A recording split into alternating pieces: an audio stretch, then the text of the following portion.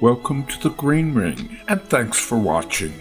This video is first in a series of intermission features between Die Walküre and Siegfried, during the channel's note-by-note analysis of Wagner's Der Ring des Nibelungen from first page to last. Please do leave a like and or add comment, even subscribe to the channel, any of these being so vital to the YouTube algorithm which keeps this one-of-a-kind enterprise afloat. The Green Ring introduces many syntactic innovations crowded among those traditional analysis has identified as leitmotifs or motifs. This commentary prefers to take Wagner at his word, who thought of his music's functionality as parallel to that of spoken and written language. Through the large web of themes which dominate all four works, a language has been created of which the world as yet knows nothing. Rather than confuse the issue by adopting in place of musical terms linguistic ones, such as noun, verb, preposition, prefix, suffix, the Green Ring refers to the longest of the tetralogy's syntactic elements as morphemes, shorter constituents, modules, the shortest, cells.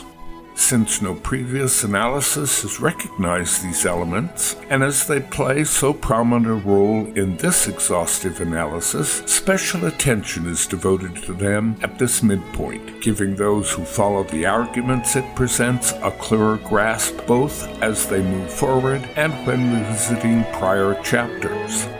This video concentrates on the Meister's employment of what the Green Ring identifies as resignation to advance his narrative purposes. This syntax is not unknown to traditional analysis, though largely misunderstood there. Hutcheson is first to provide an example and grasp it is related to renunciation of love, without tracing its trajectory or giving it an individual name. Holman dubs it woman's worth, feels it is an important syntactic idea, but is reluctant to say more than following Cook's lead that it expresses love in its melancholy aspect.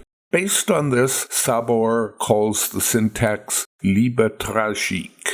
Holman echoes a rubric about Wagner's syntax commonly accepted by traditional analysis. Numbering or labeling motives can be misleading because the musical fragments are never simply repeated. They are always evolving, conveying different shades of meaning in each dramatic situation. In the next paragraph, he observes of this syntax in particular, the phrase accompanies so many characters in such an unusually wide range of emotions and situations that it can be considered a core motive, taking us to the very heart of the drama. While all this is well said, it avoids confronting the morpheme's essential connotation, leaving the reader to draw their own conclusions based on Holman's list of its instances across the epic. A powerful clue can be found in poetic texts for these various instances. In vain I searched. Of wretches the wretchedest slave, if she is to be banished from my mind. I am the saddest of all men. Siegmund shall die. Curbed in my aching heart, I would end my endless sadness. Nothing can they alter or deflect. My mind grows misty, though he does not know me, though I die in doing so. A confused sight provokes and perplexes my senses. I am never glad. He won from me gratification. Woe is me, most wretched of men. In death alone can he be parted. Did not teach me to fear it. No more will he go off hunting or into battle.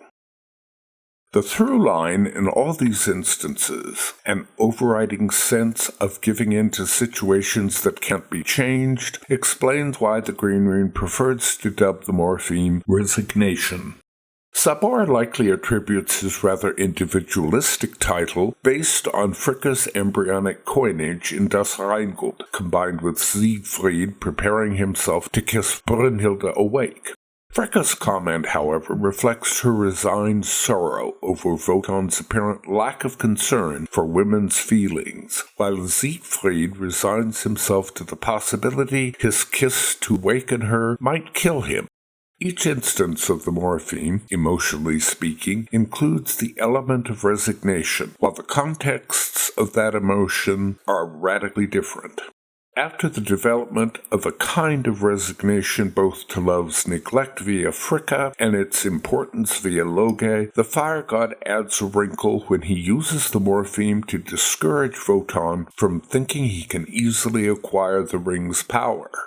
This sense of ambiguity increases as Sieglinde effectively resigns herself to loving Siegmund, while Wotan laments his inability to rescue his Volsungs, then later meditates on the bitterness of that painful situation, Brünnhilde responding with sorrow over her own inability to serve him as he desires. This is as far as I'll examine instances of this module until moving forward to Siegfried and Götterdämmerung, where it continues to have a significant impact on the work's syntax. My hope is this short video gives you a more complete idea of what I believe are its associative ramifications. Thank you again so much for watching, and do please hit the like button, leave a comment, and if you found this worthwhile, subscribe for the rest of what will be an epic journey. Any and or all are so important to the YouTube algorithm. Oh, and a little donation to my Patreon account would be a huge help in completing this massive work.